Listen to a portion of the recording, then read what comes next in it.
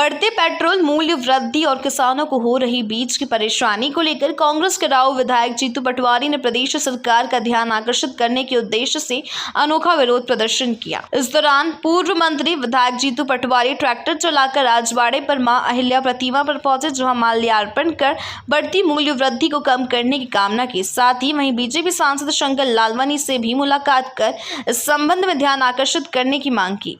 इंदौर पूर्व मंत्री और कांग्रेस विधायक जीतू पटवारी ने दौड़ाया ट्रैक्टर, सांसद के बंगले पहुंचकर किसानों की समस्याओं के बारे में सांसद को अवगत कराया। साथ ही दिल्ली बॉर्डर पर चल रहे किसान आंदोलन का समर्थन की बात भी कही और लगातार बढ़ रहे पेट्रोल डीजल की बढ़ती कीमतों पर भी विरोध जताया। कांग्रेस विधायक द्वारा किए गए इस अनोखे विरोध प्रदर्शन ने लोगों का ध्यान आकर्षित किया। दरअसल किसान आंदोलन के साथ माह पूर्ण होने पर और सरकार द्वारा कोई सुनाई नहीं करने पर देश भर में इसी तरह आंदोलन में नई जान फूंकने के लिए इस तरह के प्रदर्शन आयोजित किए जा रहे हैं। आज इंदौर सांसद शंकर लालवानी के ऑफिस पर पहुंचकर कांग्रेस नेताओं ने ज्ञापन दिया और सांसद को याद दिलाया कि इंदौर जिले के किसानों ने भी आपको वोट दिया है, आप उनकी समस्या को सरकार के सामने रखें। पटवारी ने बताया कि वैसे प्रदेश में भी किसान बीज के लिए परेशान हो रहे हैं और सरकार इस ओर ध्यान नहीं दे रही है, जिसको लेकर सोमवार को सांसद कार्यालय पहुंचे। सांसद को कहा है कि इंदौर जिले के किसानों ने भी आपको वोट किया है, उनका भी ध्यान रखो। पेट्रोल के भाव भी सरकार को घेरा। और जनप्रतिनिधि जिस भी जिले में हो, वो विधायक और सांसद का एक अपनी केमिस्ट्री होती है, अपना काम करने का एक तरीका होता है। पिछले 7 महीने से किसान दिल्ली की बॉर्डर पर काले कानून के खिलाफ बैठे हैं। हम हमारे सांसद से आग्रह करने आए थे कि जो बातें किसानों की मांगे हैं वाजिब हैं, और उन मांगों को लेकर सांसद जी, आप सरकार के सांसद हो, तो आप नरेंद्र मोदी जी से आग्रह करो कि किसान इस पूरे पेंडेमिक में शांति से, उनने उदाहरण पेश किया देश भर में, तो उन काले कानूनों को समाप्त किया जाए। हमने एक एक कानून पे उनसे डिस्कशन की, उन्होंने अपनी बात भी कही, हमने अपनी बात भी कही, पर सर्वविदित है, सबको पता है कि जब स्टॉक लिमिट अनलिमिटेड हो जाएगी तो काला बाजारी का जो पार्ट होता है उसको बल मिलेगा। जब मंडियों पे एकाधिकार प्राइवेट सेक्टर का हो जाएगा तो किसानों का किसी भी रूप में नियंत्रण से बाहर मंडियां हो जाएगी, तो किसानों का हित होगा, हित नहीं हो सकता है। और तीसरी बात जो सबसे महत्वपूर्ण है, जिसमें किसानों को लेकर समर्थन मूल्य कानून में लिखा जाना चाहिए। अगर आप प्राइवेट मंडी बनाना चाहते हो, स्टॉक की लिमिट घटाना अनलिमिटेड करना चाहते हो, तो फिर एमएसपी समर्थन मूल्य, मिनिमम सपोर्ट प्राइस हर हालत में कानून में लिख के आए, केवल बयान और भाषण में नहीं आए। जब भी सरकार के मंत्री से सरकार का वक्तव्य आता है तो वो कहते हैं कि अनलिमिटेड है ये स्टॉक, पर हम समर्थन मूल्य की गारंटी देते हैं, पर लिखेंगे नहीं। तो नहीं लिखेंगे क्यों, ये सवाल है। आज हम किसानों का जो दिल्ली में आंदोलन चल रहा है उसके समर्थन में हमारे सांसद से, इंदौर के सांसद से, यहाँ के इंदौर के विधायक ये मांग करने आए थे कि किसानों के हितों की आप रक्षा करो। आपको वोट किसानों ने भी दिया है, ऐसे ही देश में नरेंद्र मोदी जी को किसानों ने भी चुना है।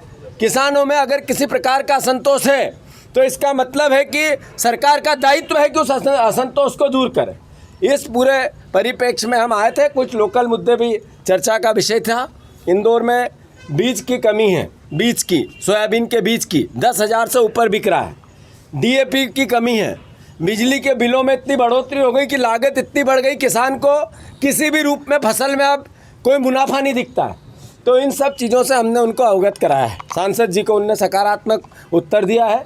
ये हमारे इंदौर की तासीर है, ये हमारे इंदौर में ही अच्छाई है कि 2 दलों के अलग अलग जनप्रतिनिधि भी ऐसे प्यार से, मोहब्बत से एक दूसरे को अपने विचार व्यक्त करके अपनी बात कह सकते हैं। मैं सांसद जी ने समय दिया, उनको साधुवाद देता हूँ, धन्यवाद देता हूँ।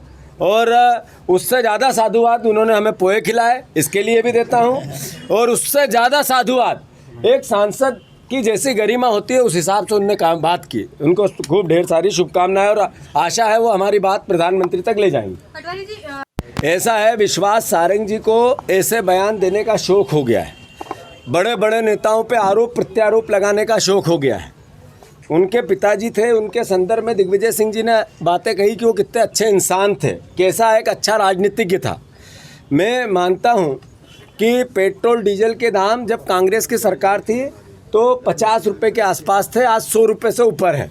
तो विश्वास सारंग जी ने जब ये बात कही होगी तो मुझे अंदाज है होश हवास में वो होंगे नहीं, क्योंकि होश में होते तो ऐसी बात नहीं कहते। पीडी शर्मा जी का कहना है कि दिग्विजय सिंह जी के कारण ही मध्य प्रदेश भी गर्त में गया है और कांग्रेस भी गर्त में जाती जा रही है। 18 साल की 18 साल की भारतीय जनता पार्टी की सरकार है। मेरे मुख्यमंत्री शिवराज सिंह चौहान यहाँ मुख्यमंत्री कई लंबे समय से है। जितने भी गर्त में वीडी शर्मा जी ने स्वीकार किया उनको साधुवाद कि शिवराज सिंह जी के कार्यकाल में मध्य प्रदेश गर्त में गया। ये वीडी शर्मा ने अगर स्वीकार कर लिया तो उनको साधुवाद। ये तो पता चली गया कि बीजेपी के लोग भी ये कहते हैं कि इनके कार्यकाल में गर्त में गया मध्य प्रदेश। अब बस आज का हो गया।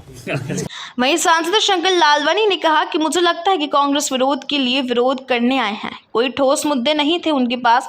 जिस कानून को लोकसभा राज्यसभा ने पास किया है प्रजातांत्रिक तरीके से, उस कानून के खिलाफ वह बोलने आए थे। और जो किसानों की बात करते हैं, वर्षों तक उनकी सरकार रही है, उसके बाद भी किसानों की हालत हो रही है, यह कांग्रेस से पूछना चाहिए। भाजपा सरकार द्वारा किसानों हित के लिए, उत्थान के लिए लगातार काम कर रही है और उसी को ध्यान पिछले वर्ष किसानों के हित में 3 कानून लाए गए हैं किसानों के हित में, और यह आयोग कांग्रेस द्वारा गठित किया गया था। उसकी रिपोर्ट के आधार पर यह कानून बने हैं, जबकि यह कानून कांग्रेस सरकार को लागू करना था। लगातार कांग्रेस किसानों को गुमराह करने का काम कर रही है, किसानों के हित की बात नहीं करते। कांग्रेस पार्टी लगातार 3 वर्षों से सोयाबीन की फसल खराब हो रही है और जो बीज निकलता है वह सोयाबीन से ही निकलता है। बीज की उपलब्धता नहीं हो रही है, यह जीतू पटवारी ने भी स्वीकार किया। किसानों की समस्याओं को लेकर जिला प्रशासन द्वारा लगातार बैठक ली जा रही है और खुले मन से चर्चा की जा रही है और किसानों को कम दामों में बीज उपलब्ध हो, इसकी कोशिश बीजेपी सरकार कर रही है। मैंने उनसे पूछा, उन्होंने खुद ने कहा कि लगातार 3 वर्षों से सोयाबीन की फसल खराब हो रही है और जो बीज होता है वो फसल से निकलता है। और उन्होंने खुद ने स्वयं ने स्वीकार किया, हाँ बीज खराब हुए हैं, बीज की उपलब्धता नहीं है। ये वो भी सर्वविदित है, हमें जाने। हमने बीच में आपने देखा होगा कि हमने सभी बीज के उत्पादनकर्ता, बीज के विक्रेता और किसानों की एक संयुक्त बैठक जिलाधीश के उपस्थिति में हमने यह कराई थी। और हमने जो किसानों की समस्या थी, फार्मर की, उनके बीज उत्पादकों की समस्या थी, सरकार के सभी लोग बैठे थे और खुले मन से चर्चा की। हम भी चाह रहे हैं बीज उपलब्ध हो, कम दाम में उपलब्ध हो, और उसके लिए प्रयास भी कर रहे हैं। उनको चर्चा में रहना रहता है, इसलिए वो इस प्रकार के बयान देते हैं।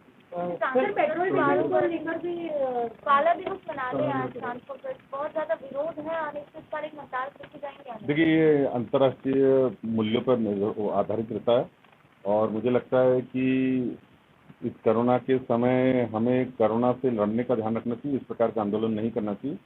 मैं उनसे निवेदन करूंगा कि अब आंदोलन नहीं करें, अगर ऐसी कोई समस्या है तो सरकार के साथ इसकी बातचीत करना चाहिए। बात हुई थी, वो आए भी थे मिलने। आज मैं माननीय मुख्यमंत्री जी से मिल रहा हूँ, उसमें जो चर्चा करने का विषय है उसमें भी चर्चा का विषय है। आज जो चर्चा का हमारा विषय है उसमें ये भी एक विषय रहेगा। सर, वैक्सीन की कमी हम लोग देख रहे हैं कि जनता तो उत्साह के साथ सेंटर्स पर पहुंच रही है, लेकिन आज भी जैसे वैक्सीन का टोटा पड़ा हुआ है, ये टेम्पो कितना कम कर देता है ऐसा? देखो, हम भी चाहते हैं कि ज़्यादा से ज़्यादा वैक्सीन हो, लेकिन आप दूसरा पक्ष ये भी देखिए कि जितनी प्रोडक्शन है वैक्सीन का, उस मान से हम बहुत प्रदेश में सबसे ज़्यादा वैक्सीन लगा रहे हैं। तो दूसरे जिलों को भी ऐसा लगता है कि हमें भी वैक्सीन मिलना चाहिए।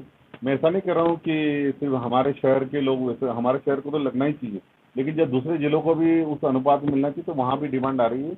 हमने केंद्र सरकार से मांग की है कि इस बार कोटा बढ़ाया जाए और उसमें इंदौर का कोटा सबसे ज़्यादा रखा जाए। सर, क्या इंदौर अब कुछ मांगे हैं उनकी और कितनी बाकी मांग गई?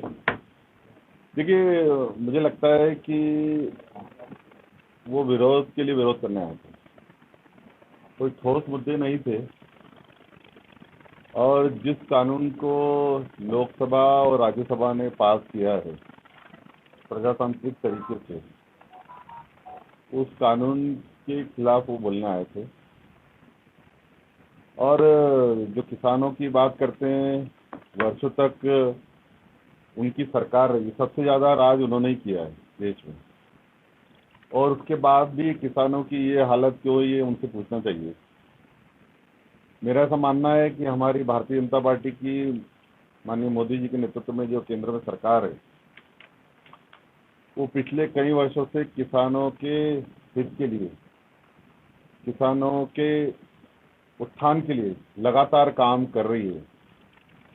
और उसी के ध्यान में रखते हुए पिछले वर्ष ये 3 कानून जो किसानों के हित में है, और ये तो जो आयोग उन्होंने गठित किया था उनके समय, उनकी रिपोर्ट के आधार पे ये कानून बने हैं, जबकि ये उनको ही लागू करना था। उनके समय का आयोग है, उन्होंने ही रिपोर्ट दी थी। और मोदी जी के नेतृत्व में ये किसान के हित में जो कानून हुए हैं, अब किसान पहले ये कंपलसरी था कि अपनी उपज को वो मंडी में बेचता था, लेकिन अब उसको सभी ऑप्शन खुले हैं। वो चाहे तो मंडी में बेच सकता है, वो चाहे तो बाहर बेच सकता है। पहले मंडी में उसका था कि मंडी में बेचना है, अब तो इस शहर में बेच सकता है, दूसरे शहर में बेच सकता है, दूसरे राज्य में बेच सकता है, और यहाँ तक कि दूसरे देश में बेच सकता है।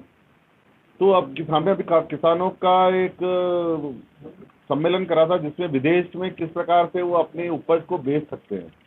जो टमाटर 5 रुपये, 7 रुपये, 20 रुपये में 5 रुपये मिलते हैं, वो हमें घर आते 20 रुपये और विदेश में 80 रुपये, 100 रुपये में मिलते हैं।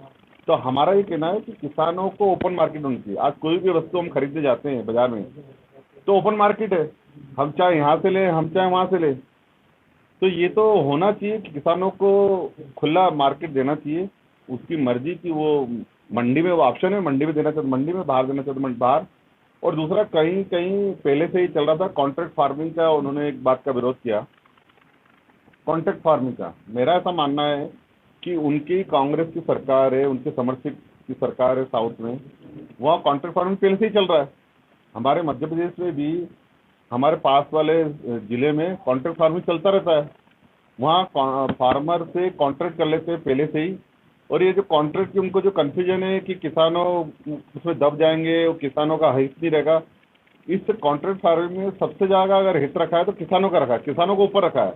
किसान के हिसाब से कॉन्ट्रैक्ट होगा, और कॉन्ट्रैक्ट को ज़मीन का नहीं होगा, कॉन्ट्रैक्ट होगा फार्मिंग का। जो उपज वो कर रहा है उसका कॉन्ट्रैक्ट होगा। तो मुझे लगता है ये किसानों को गुमराह कर रहे हैं। और बात कर रहे थे कि मंडी में टैक्स कम आएगा। अरे भैया, मंडी में टैक्स तो शिवराज सिंह चौहान जी ने कम किया ना, 50 से 2 रुपये था तो। और ये जो आंदोलन की बात है, इसके पीछे कौन लोग हैं? ये आपके समाचार और मीडिया में ही आया था कि जो वहाँ पर पंजाब और हरियाणा के जो आंदोलनकारी दिल्ली के आसपास जो बैठे हुए हैं, इनके पीछे कौन लोग हैं? वहाँ मंडी 7 से 8% टैक्स लेती है। अब आप बताइए, किसानों को ये 7-8% मिलना चाहिए कि मंडी वालों को मिलना चाहिए? तो ये गुमराह कर रहे हैं, ये किसानों के हित की बात नहीं कर रहे हैं। जो माननीय मोदी जी ने कानून पास किए, किसानों के हित में पास किए। बीज को लेकर उन्होंने कहा कि बहुत ज़्यादा दिक्कत हो रही है। देखिए, हम लगातार, कल भी हम बैठे थे और लगातार प्रशासन के साथ, सभी संगठनों के साथ, सामाजिक संगठनों, धार्मिक हो, व्यापारिक संगठनों, सबके साथ बैठे हैं। और एक अच्छा वातावरण है। और मैं धन्यवाद देना चाहता हूँ मीडिया साथियों को भी कि उन्होंने इतना अच्छा वातावरण बनाया है। और ये एक पुण्य का काम है, वैक्सीन लगाना एक पुण्य काम इसलिए बोलता हूँ कि हम किसी को जान को बचाने का काम कर रहे हैं। इतना बड़ा पुण्य का काम है, उसमें सबका सहयोग रहा है। और मुझे लगता है कि जिस प्रकार से देश में हम लार्जेस्ट और हाईएस्ट वैक्सीनेशन करने वाले एक नए शहर बन गए हैं और अच्छा माहौल बना है। मुझे लोकसभा अध्यक्ष जी का पत्र मिला है और उन्होंने इंदौर में किस प्रकार कोरोना से हम लड़े हैं वो, और वैक्सीनेशन का काम किस प्रकार से हुआ है, उसकी जानकारी पूरी मांगी है। और उन्होंने कहा कि संभावना है कि हम लोकसभा में इस प्रकार की बात भी रखेंगे कि किस प्रकार हम लड़े भी हैं और वैक्सीनेशन हुआ भी है। तो ये हमारे इंदौर के लिए बहुत गौरव की बात है कि पूरा देश जानेगा कि इंदौर में किस प्रकार हम कोरोना से लड़े भी हैं और वैक्सीनेशन में हम किस प्रकार आगे आए हैं।